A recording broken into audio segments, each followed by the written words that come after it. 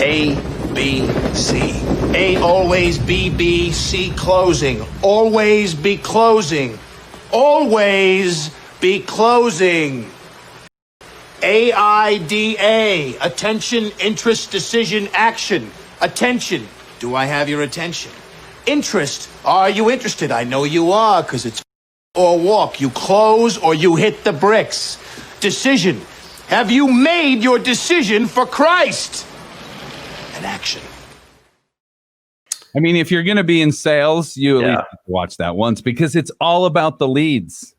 It is. Alec Baldwin, Glengarry Glen, fantastic movie. Batting 1,000. Yeah. What does that mean to our viewers and listeners in terms of attracting their dream job? Look, this is kind of how I try to roll with people these days. Is there can be a lot of woe is me.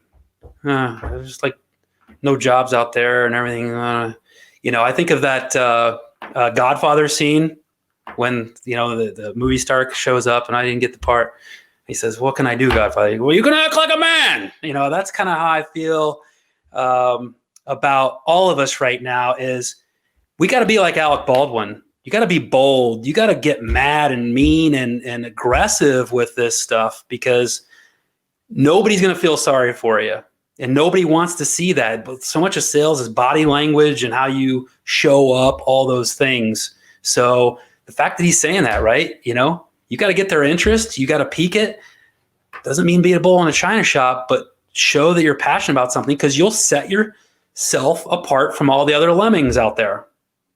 That's what you're trying to do right now. So, and in a tight job market, you may have been one of 100 people applying for a job. You might be one in 1,000 now. You've really got to separate yourself in the field.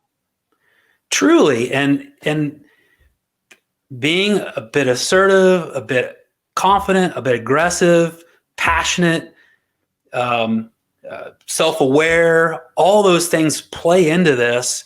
And whether it feels like, oh my gosh, I put this cloak on that doesn't feel like it's me, sorry, but that's how you're going to get these appointments. That's how you're going to get these interviews. That's how you're going to get your next job.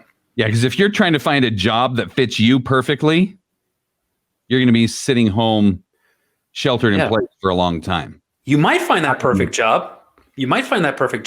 And I've said it a few times, but I'm aware you might have to pivot. Like this gentleman I worked with, he pivoted to plumbing until he can find his perfect job.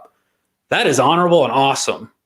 But don't stop the journey and think, okay, I gotta, if he's passionate about plumbing, then go do it. But if you're not, don't stop the journey towards what you really want. We all have the power to do that. It may take longer. It may be a multifaceted trail, but it'll happen if you just, put some of these things into action.